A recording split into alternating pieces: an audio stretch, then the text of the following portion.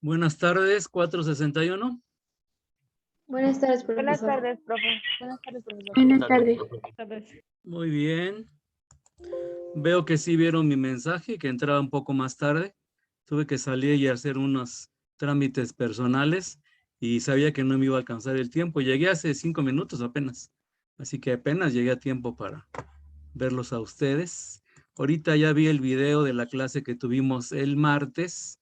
Les encargué que si querían vieran el video de Alexander Fleming, ¿verdad? Que ya era lo último de la tarea que se va a entregar mañana. Ah, no, hoy. Hoy se entrega la tarea. Y ya estuve viendo, comparto pantalla, el Classroom de su grupo. Y algunos ya me mandaron la tarea. Ya no voy a devolver tareas, así como me la entregaron. Me imagino que los que ya me entregaron, que son 16, viene incluido ahí el resumen del examen Fleming, ¿verdad? Si no, no entiendo por qué me mandaron la tarea, si faltaría eso, ¿qué es lo que vamos a ver hoy? Espero que me hayan mandado el resumen, si no les voy a bajar calificación, evidentemente. Ya recibí 16. Entonces, vámonos a ver, tengo un chat que dice, profesor, ¿puede aceptar a los compañeros? Sí, estoy aceptando poco a poco. Y ahorita ya tengo a 29 de ustedes ya. Los voy a ir aceptando poco a poco. Vengo un poquito asoleado y bueno, me un poco atarantado. El sol está durísimo. Vamos a ver. Comparto de nuevo, pero debo compartir sonido. Y vámonos al video. Aquí lo tengo. Ah, ya lo quité. Ah, no puede ser. De veras que hay días en que ya lo tenía listo y ahorita lo tengo que buscar de nuevo. Lo bueno es que ya sé cuál es, pero a ver. Mi canal. Videos. Ordenar por más antiguos. Y era 22 de octubre. 457.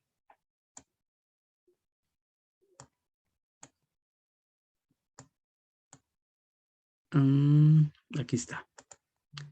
Muy bien. Ahorita lo he hecho andar. Y sigo admitiendo. Hay 3 más. Ya están adentro. Ahora sí. Corre video. Este video es sobre la vida y obra de Alexander Fleming, narrado por un español. Al final del video narra cómo se aplicó la penicilina en España. Pero bueno, eso ya es algo extra, ¿no? De México no dice nada, evidentemente. Pero está bonito el video, me gustó mucho.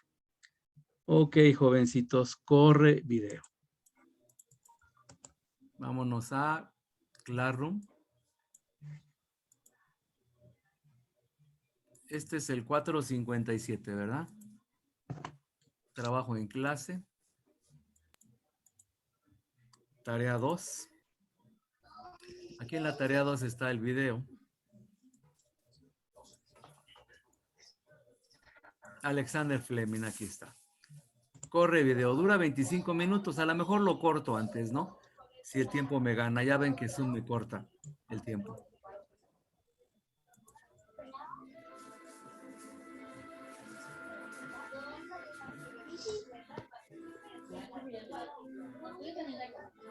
Antibiótico significa contrario a la vida.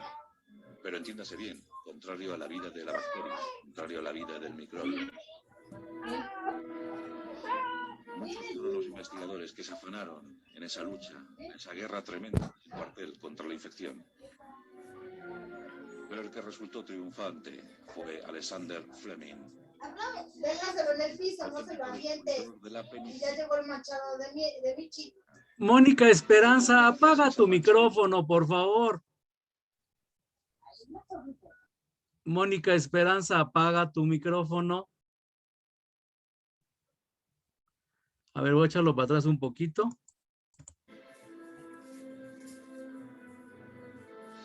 Antibiótico significa contrario a la vida. Pero entiéndase bien, contrario a la vida de la bacteria, contrario a la vida del microbio.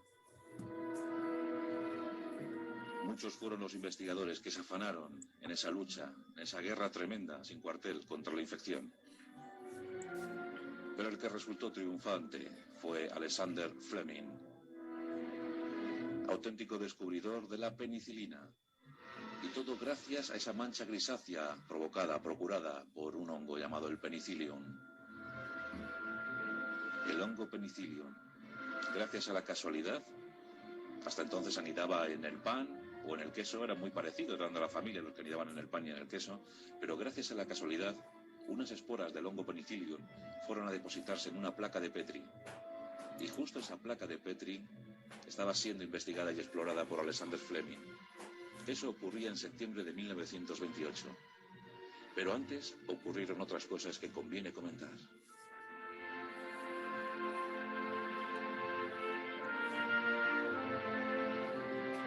La historia de la ciencia es la historia de la casualidad. Eso sí, una casualidad que aparece mientras que el investigador, mientras el científico está trabajando. Y trabajando duro, muy duro. Casi siempre sin medios, sin recursos posibles. Alexander Fleming no fue la excepción. Alexander Fleming tiene una historia apasionada y apasionante. Una de esas vidas que nos reconcilian con la humanidad. Un trabajo entregado a esa humanidad. Porque debéis saber que la penicilina no se registró bajo ninguna patente. Alexander Fleming, que se pudo haber forrado con el descubrimiento de la penicilina, no quiso que fuera de uso exclusivo de unos pocos. Quiso que la penicilina se extendiera por todo el mundo. Y gracias a eso, millones de vidas se pudieron salvar, empezando por la propia Segunda Guerra Mundial. Hasta entonces, los soldados morían víctimas de la septicemia, morían víctimas de la infección procurada por esas heridas de bala. Desde la penicilina, sus esperanzas fueron mayores. Alexander Fleming, nacido en Lons Hill, una aldea escocesa, una aldea dedicada a la agricultura, una aldea donde sus gentes tenían poco horizonte que ver, tan solo su trabajo en el campo, su trabajo por la subsistencia. Y en el seno de una familia humilde y agrícola nace Alexander Fleming. Fue el 6 de agosto de 1881. En principio, sus padres no habían diseñado para él otra vida sino la de agricultor, dedicado al campo, a las tareas agrícolas, al cuidado de la granja. Allí esperaban ver a su hijo crecer. Allí esperaban ver a su hijo madurar, vivir, sin más, sin pedirle otra cosa a la vida. Pero Alexander Fleming estaba destinado a otras aventuras. Pronto mostró inquietud por la cultura, por la medicina, por todo lo que supusiera el saber, el conocimiento. Y aquí vamos a contar una historia que no deja de ser curiosa y además pues, muy, muy enriquecedora. Vamos a hablar de la conexión entre la familia Fleming y la familia Churchill. Esto bien pudiera ser una leyenda, porque, repito, no está confirmada la historia, pero la vamos a contar porque llama mucho la atención. Dice esa narración que finalizando el siglo XIX llegaron unos grandes señores de Inglaterra a pasar una temporada en Escocia. Y muy cerca de Lons Hill se establecieron para pasar un verano. Estamos hablando de un gran noble llamado Downford Churchill. Tenía un hijo llamado Winston. Winston salió al campo a pasear y tuvo la mala suerte de caer en una ciénaga, en una zona de arenas movedizas, una zona pantanosa. Y allí desesperado pedía ayuda. Su fin se acercaba, era lento y progresivo. El joven lo estaba pasando realmente mal. Y aquí cuenta la historia que el padre de Alexander se encontraba trabajando en el campo cuando escuchó los gritos del joven. Rápidamente se acercó al pantano, se metió en él hasta que la zona le cubrió la cintura y extrajo al joven de la ciénaga, salvándole la vida, claro. El hecho, pues, en principio no iba a tener mayor importancia, sino la de haber salvado la vida de un joven británico que por allí andaba pasando sus vacaciones. Pero Winston contó todo a su padre. Y al poco, un carruaje suntuoso se plantó ante la granja de la familia Fleming. Lord Runford bajó del carruaje, se dirigió al padre de Alexander y le dijo: usted ha salvado la vida de mi hijo. ¿Cómo se lo puedo pagar? ¿Cómo se lo puedo premiar?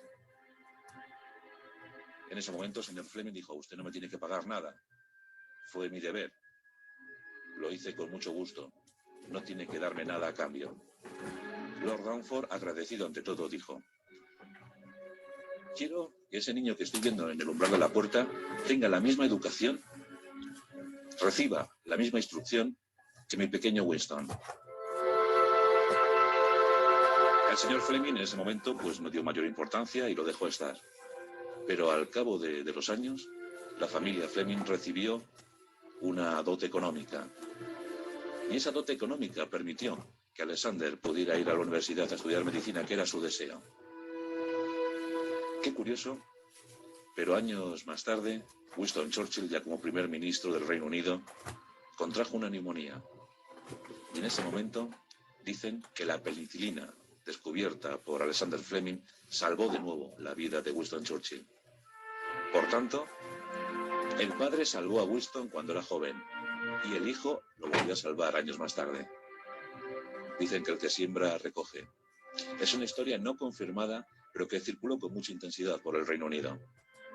Es la conexión entre la familia Fleming y la familia Churchill, dos familias muy notables de aquel Reino Unido. Bien, pues tengamos en cuenta que la familia Fleming ya tiene dinero para dar estudios a su chavalín.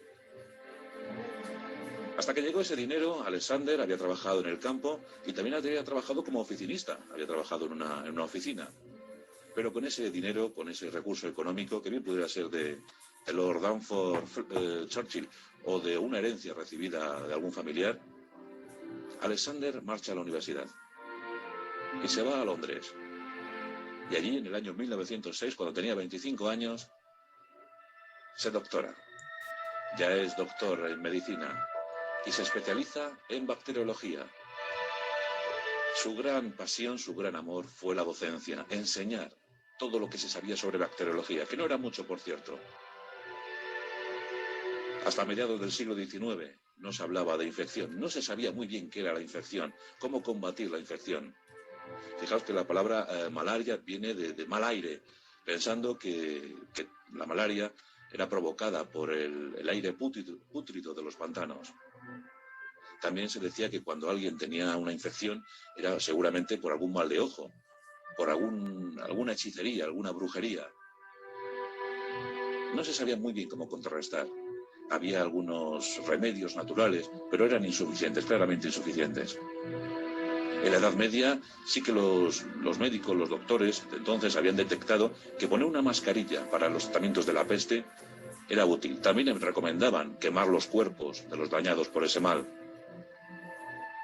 El sentir popular hizo incluso generar medicinas propias para cada lugar. En la Sarquía malagueña, por ejemplo, se hablaba del pan de embarazada, el mendrugo de embarazada. Se colocaba un pan en una habitación oscura, se dejaba que enmoheciera y cuando el moho lo había cubierto completamente, se le suministraba a la parturienta para que de esa manera evitara las fiebres posparto. Ya de alguna manera se estaba entrando en contacto con el mundo de los hongos. A finales del 19, ya muy decididos todos por los estudios del doctor Pasteur, a finales del 19 se rozó de alguna manera, el doctor Clemens rozó de alguna manera el hallazgo, el descubrimiento de la penicilina. En 1896 publicaba un trabajo basado en su tesis sobre la guerra entre los hongos y las bacterias. Se rozó el descubrimiento, pero nadie se percató de ello. De hecho, ni siquiera Fleming tuvo conocimiento de este estudio. Pero en el año 1906, como os decía, con 25 años ya es doctor en medicina. Y ya le podemos ver en sus primeros centros de investigación. Como para todos los jóvenes europeos, llegó la tragedia. En 1914 estalló la Primera Guerra Mundial. Y aquí tenemos al doctor Fleming yendo al frente, marchando al frente. Va a haber visiones horribles. va a tener momentos de mucha contrariedad. Y llegó el momento decisivo para su vida. Estamos en 1916, en los campos de batalla franceses. Las refriegas eran continuas, las batallas sangrientas, las más sangrientas que había visto la humanidad. En esos momentos, el doctor Fleming tiene 35 años y es un médico de campaña. Es un médico que está en el primer frente, en la primera línea del frente. Tras un combate sangriento y cruel, el doctor Fleming llegó al hospital.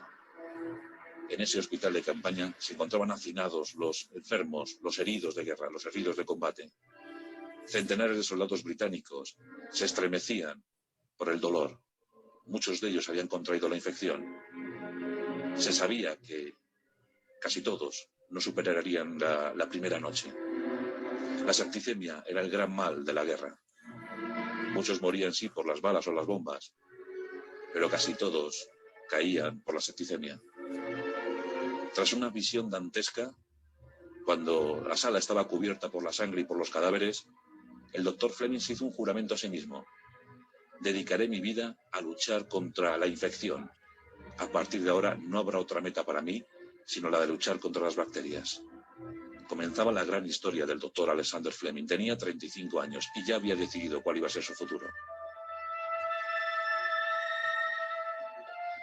Una vez finalizado el conflicto, regresa a su querida Inglaterra y allí en Londres, en el eterno Medical School St. Mary Hospital, se afana en la investigación. Dicen que era muy descabalado, dicen que era descuidado al máximo, que todo lo tenía perfectamente desordenado. Era un hombre apuesto, con unos inmensos ojos azules, siempre vivaces, siempre dispuesto al descubrimiento, siempre dispuesto al análisis. En eso destacaba sobremanera. Y siempre entregado al estudio, a la investigación contra la infección. Las bacterias eran sus grandes enemigas. Había que combatirlas. Le podemos ver en su laboratorio, en su pequeño reducido laboratorio, investigando, analizando esas placas de Petri. Todas esas bacterias generaban unas manchas inmensas, unas manchas amarillas. Ahí se planteaban las colonias de bacterias. Y bueno, sobre una masa gelatinosa que quedaba instalada en las placas de Petri, pues se instalaban esas bacterias para ver cómo evolucionaban, a ver cómo crecían. Cuenta la historia de la medicina que en el año 1921 Alexander Fleming llegó muy congestionado al laboratorio. Sí, había contraído una gripe espantosa. Estaba fatal. Pero bueno, aún así decidió acudir a trabajar. Llegó, os podéis imaginar la escena, un científico, pues bueno, con ropas mal puestas, mal vestido, mal peinado, estornudando, sonándose los moquillos. De esa manera entró en el laboratorio, que se quedó mirando una placa de Petri. Se la quedó mirando y de repente pensó algo. Extrajo mucosidad de su nariz y esa mucosidad la depositó en una placa de Petri. Ahí estaban esperando los estafilococos y comprobó cómo esa mucosidad creaba una barrera protectora. Eso hizo encender la bombilla. Empezó a sacar más mucosidad y empezó a llenar más placas de Petri. Os podéis imaginar la escena, ¿no? Luego, cuando se le acabó la mucosidad, sacó saliva. Su propia saliva empezó a repartirla por otras placas de Petri y notó que los efectos eran los mismos. Y una vez agotada la saliva, las lágrimas generadas por la congestión también fueron utilizadas para ver que los efectos seguían siendo los mismos. Había descubierto las lisocimas. Había descubierto las protecciones naturales del cuerpo contra la infección. Todo un hallazgo. El doctor Alexander Fleming estaba feliz. Pronto dio a conocer su descubrimiento. Y otros científicos se emplearon a fondo para concentrar, para purificar las lisocimas, para poder crearlas en forma masiva, en forma y manera masiva. Fue un gran hallazgo. También se descubrió que en la clara de huevo se encontraban esas lisocimas. Se aprovechó muy bien, pero claro, no eran del todo eficaces para dolencias como la sífilis, como la tuberculosis, como la pulmonía. Había que emplearse todavía un poquito más. Y por eso siguieron las investigaciones, muy mermadas por la falta de liquidez económica del gobierno británico. No atendían con la suficiente atención a estas investigaciones científicas. Por tanto, Fleming necesitaba otra casualidad, necesitaba otro momento de brillantez, y ese llegó en septiembre de 1928. Había estado unos días ausente del laboratorio, había tomado unos días de asueto, de vacaciones, y cuando llegó a él, se lo encontró como siempre, muy desordenado, aunque él sabía dónde estaba todo. Y bueno, se empleó en la conversación con un colega, y estaban conversando animadamente cuando sus ojillos azules repararon en una placa de Petri que había quedado aparatosamente sin cubrir. La tapadera no estaba en su sitio, y algo había entrado en esa placa de Petri. Algo había entrado en ese cultivo de estafilococos. Vio con estupor como una mancha grisácea se expandía por la placa, y que los estafilococos parecían retroceder ante esa mancha grisácea.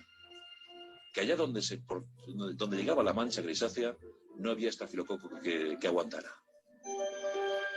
Fleming se quedó estupefacto. Levantó la placa. La miró desde arriba, la miró desde abajo. No daba crédito a lo que estaba ocurriendo. ¿Qué había sucedido? ¿Qué era eso? ¿Qué era esa mancha gris? Rápidamente hizo un raspado sobre esa mancha y comprobó cómo ante él, ante su visión microscópica, se ofrecía nada más y nada menos que un hongo diminuto con forma de pincelillo que le estaba diciendo casi: hola, aquí estoy, he llegado. Soy tu descubrimiento. Efectivamente, había descubierto el hongo penicillium. Había descubierto que ese hongo se había mostrado muy eficaz en la lucha contra los estafilococos. Muy alborozado, comunicó su descubrimiento. Estaba entusiasmado, pero además de entusiasmado estaba preocupado. ¿Por qué? Porque ¿cómo iba a conseguir más penicillium? ¿Cómo iba a conseguir más hongos? Solo tenía aquellos. Solo podía cultivar aquellos que se habían depositado por casualidad en esa placa. Rápidamente empezó a trabajar. Fue muy lento, pero progresivo. No cejó ni un solo minuto en el avance de la investigación. En enero de 1929 publicaba sus resultados. Hay que decir que sin muchos resultados, sin mucha repercusión. Sin mucha repercusión porque el gobierno británico no quiso dar ni una sola libra esterlina más para ese tipo de investigaciones. La situación de Europa también empezaba a ser algo delicada. Pero no desanimaron a Fleming, que siguió investigando. Y aquí hay que hablar de dos héroes. Hay que hablar de Ernst Chain y de Oswald Florey. Lo cierto es que estos dos científicos fueron decisivos para la investigación de Fleming. Tanto Florey como Chain de origen alemán, Florey de origen australiano, contribuyeron. Además, los aparatos que ellos disponían en su Universidad de Oxford fueron fundamentales para la concentración y la purificación del penicillium. Fleming había descubierto, pero no tenía los suficientes recursos. En cambio, Florey y Chain sí que estaban dispuestos a ayudar. Creían, confiaban en los descubrimientos de Fleming. Aquella alianza de los tres genios fue muy fructífera.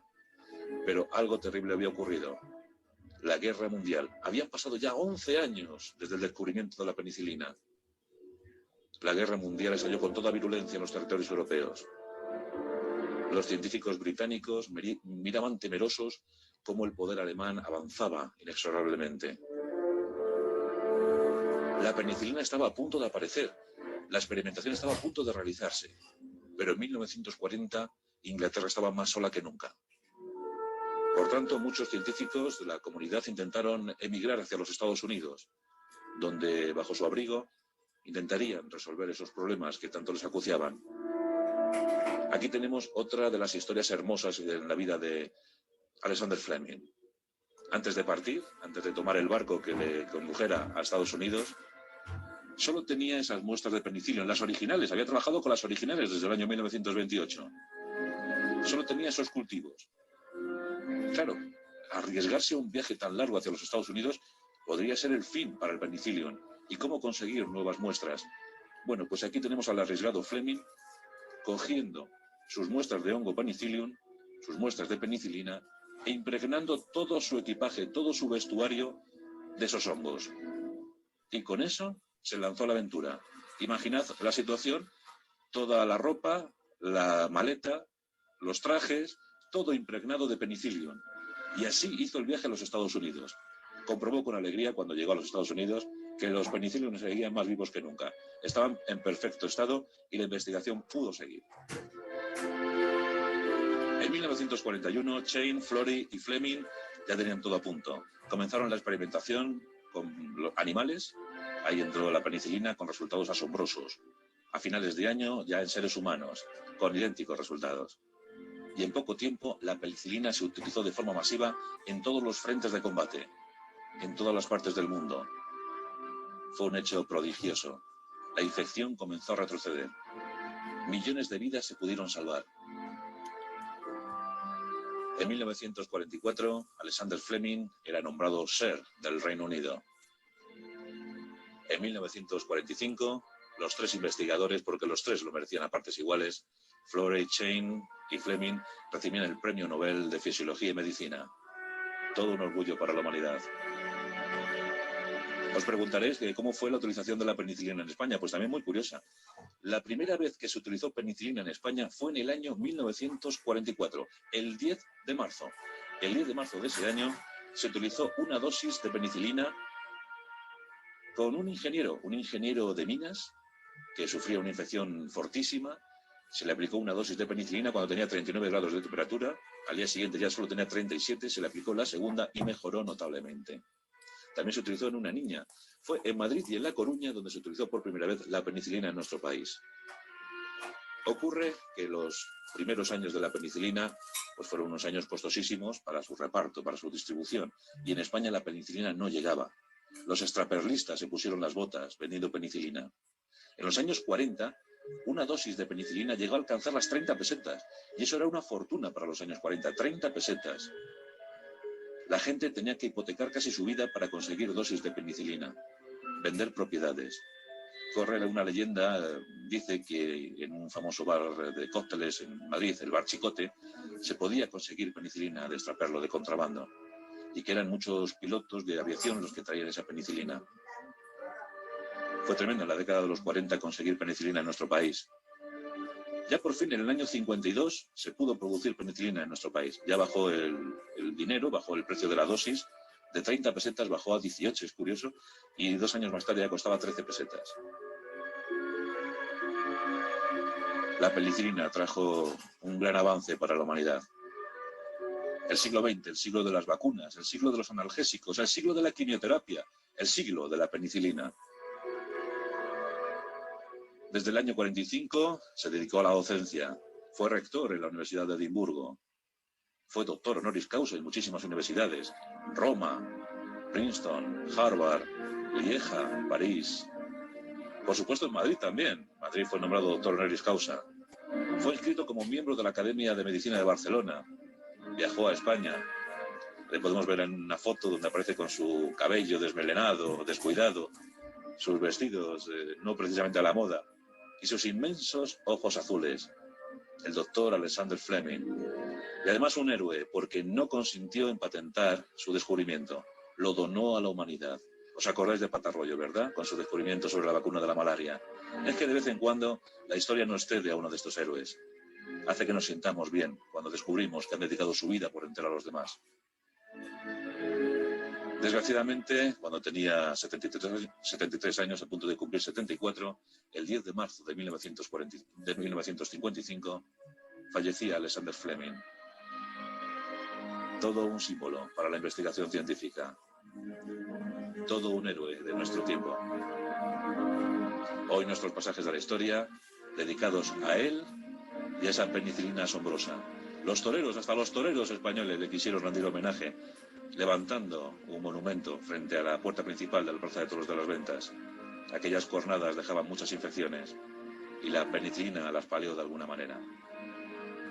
Hoy en día el uso de los antibióticos incluso llega a estar cuestionado. En los años 70 hubo una gran reunión de científicos porque alarmados habían comprobado que el ser humano o las bacterias que habitaban en el ser humano se habían hecho fuertes frente a los antibióticos. El uso excesivo, pues la verdad es que dulcificó el efecto del antibiótico.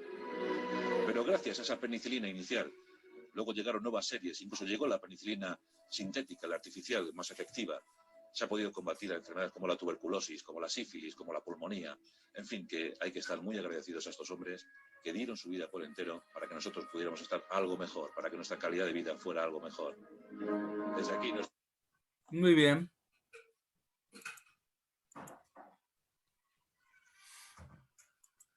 Entonces, la última parte de la tarea va a ser un resumen de este video. En la clase que viene vamos a hablar del abuso que se ha hecho del uso de los antibióticos. Hemos hecho resistencia. Ya veremos después. Las bacterias, los virus se están haciendo más fuertes. Ya hablaremos de eso. Enfermedades nuevas que están apareciendo. ¿Estamos de acuerdo? Ahorita el COVID simplemente, ¿no? Es un ejemplo clarísimo de que las enfermedades vienen cada vez más fuertes. Es una competencia, pero también el hombre ha abusado. Ya hablaremos de eso. Entonces, recuerden, la última parte de la tarea es un resumen de este video y me mandan a más tardar mañana a medianoche.